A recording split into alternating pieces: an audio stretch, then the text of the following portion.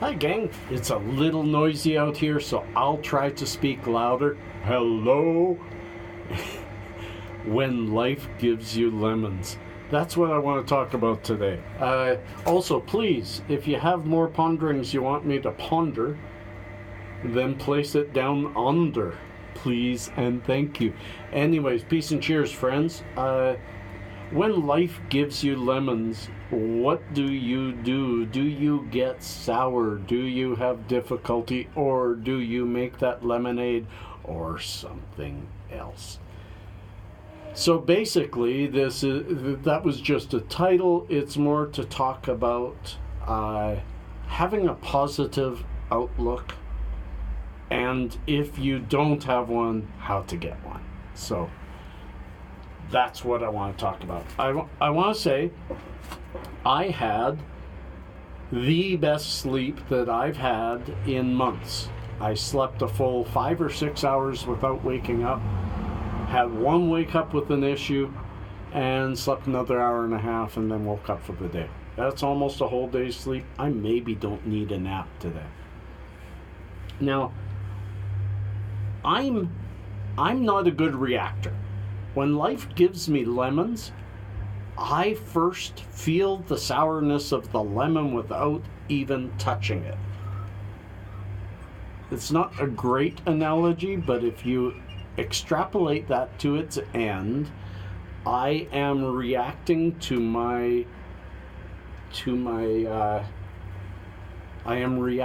what I think my reaction should be because of my expectations of the data placed in front of me. How's that for a mouthful? And I've always done so. My initial reaction has always been bad. It's always been negative. Not always.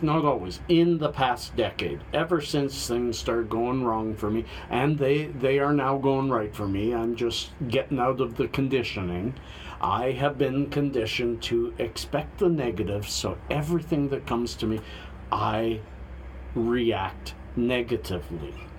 Just as for instance, my young boy who sprained his thumb a couple of days ago, very bad sprain, and he's now got a splint on it.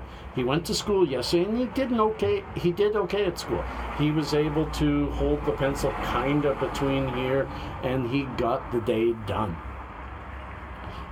But he had to stay the night with me last night. And then this morning I'm getting him ready, stopping at his mom's to get a few things before school. And that's when he realizes, oh gee, I have a field trip today. It's all outside. That's going to be difficult with my thumb. Please, can I stay home? My initial reaction is a whole day of babysitting. Every plan I may have for the day is out the window, and it just kind of hit me wrong. And then when I actually just relax, meditate, and think, I had no plans for today. I had a few minor plans for today, but they're not showstoppers. They can be rearranged. So I was reacting to the lemons just by holding them. I was feeling the sourness of the lemons before I even cut through them. So I need to learn to take the lemons that life gives me and first cut them up. Don't taste them while I'm cutting them up. Add some sugar, add some water, and get something nice and tasty and enjoy the lemons I've been given. So that's what I want to put to all of you today is, what do you react poorly or well? I was taught, I'm going to add one more piece to this because it kind of segues into it. I read the entire series, Don't Sweat the Small Stuff, because it's all small stuff. The books are even small. They're very small. 100 pages per, but still small. And there's 4 or 5 books. I can't remember. But the most important thing I took from Don't Sweat the Small Stuff is that no matter what incident hits you, whether it be a phone call and some bad news, or an accident on the road, or somebody saying something to you. No matter what, you have a physical space, a space of time, a physical space between action and reaction. Now, we usually, even though you have that space, we usually don't use it. We don't recognize it, we don't see it, and we react immediately, and then we sometimes are upset at our reaction. We have to view that time. We have to see that physical time. And I need to start reminding myself of this, maybe even get the books again. Because there is always a physical space between when your reaction goes and when it can go. Yes, some incidences require a quick reaction, but none of them require immediate reaction.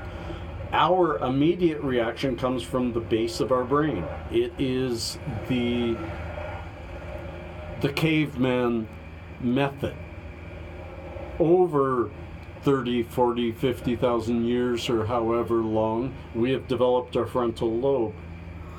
The older we get, it takes until you're about 25 for the frontal lobe to be fully developed. The frontal lobe is the one that is the lesson learner. It takes in incidences that it knows, and it tries to teach you to be less reactive, less instinctive, and more learned in your reaction. And you can manage that. Anyways, I've gone on too long. It's an interesting article. I suggest you get in the book. Peace and cheers, friends. Love and harmony.